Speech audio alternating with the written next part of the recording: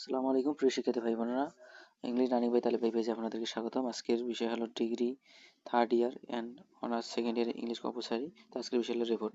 তো একটি রিপোর্ট দিয়ে আপনারা অনেকগুলো রিপোর্ট লিখতে পারবেন। যে কলেজে যে কোনো অনুষ্ঠানের একটি রিপোর্টের ফরম্যাট দিয়ে আপনারা অনেকগুলো রিপোর্ট লিখতে পারেন, যেমন victory day, culture week, independent day, international mother language, Poila Boishakh ইত্যাদি রিপোর্ট। শুধু টপিকের জায়গায় পরিবর্তন হবে, টপিকের জায়গায় আপনারা এখানে যে বিষয়গুলো আসবে সেটি বসাই দেবেন, তাহলেই রিপোর্টটি কমপ্লিট হবে। তো রিপোর্টটি আপনাকে অত সব বুঝিয়ে দিতেছি। দেখুন যে আমরা যে কোনো একটি রিপোর্ট এখান থেকে নিয়ে যাবেন। ইন্ডিপেন্ডেন্স ডে, তো আমরা রিপোর্ট 1 ট্রফিকের জায়গায় independence day held in Nilphamari government college Nilphamari. তা নীলফামারী সরকারি কলেজে অনুষ্ঠিত স্বাধীনতা দিবসের প্রতিবেদন, তো এটা লিখতে হবে।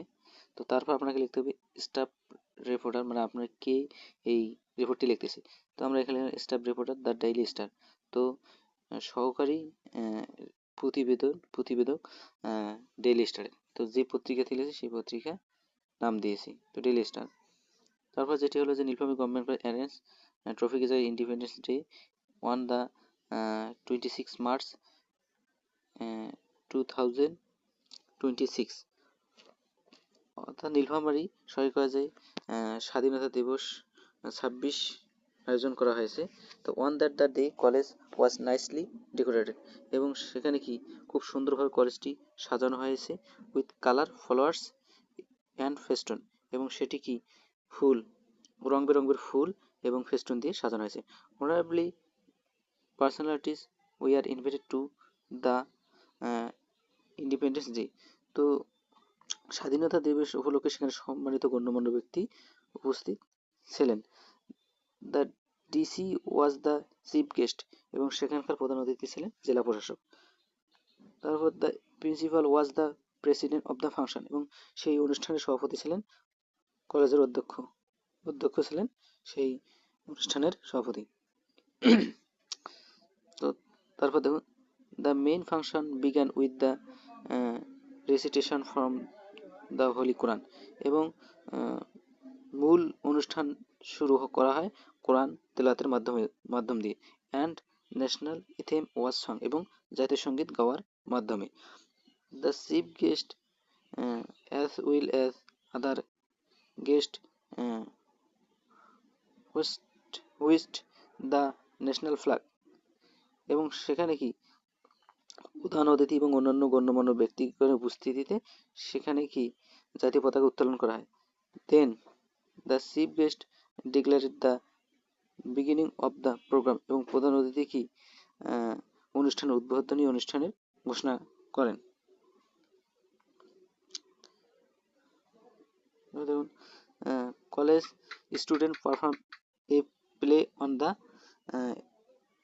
এই ট্রফিকে যায় সেটা আমরা যেটা নিয়েছি ইন্ডিপেন্ডেন্স ডে, অর্থাৎ স্বাধীনতা কলেজের ছাত্রছাত্রীরা কি স্বাধীনতা দিবসের একটি নাটক করে বা নাটক তৈরি করে। তো বিসাইডেস রেসেকশন, ডিবেট কম্পিটিশন, ড্রয়িং এবং সিঙ্গিং ওয়ার অর্গানাইজ, এবং সেখানে কি কবিতা আবৃত্তি এবং প্রতিযোগিতা এবং অঙ্কন এবং গান পরিবেশন করা হয়। তারপর দেখুন আফটার দ্য ইন্ডিপেন্ডেন্স ডে,